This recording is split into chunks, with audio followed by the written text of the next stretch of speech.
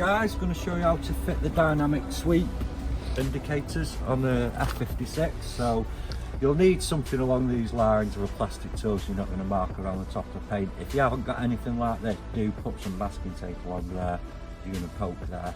So basically, trim tool in behind and you'll feel there's a clip just there, and you can see it folds down on this one.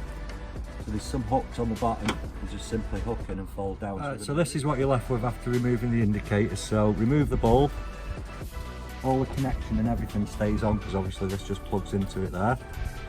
So we plug that in.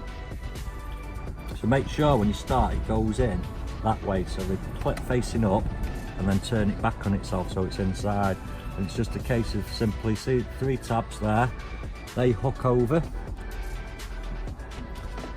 Get it lined up, and see this metal clip there, if one comes above you can see this metal clip there, just literally snap it in and that's it done. Okay, so there it is, all nicely on and lit up. As you can see, they are DOT and SAA approved, so they will pass a UK MOT.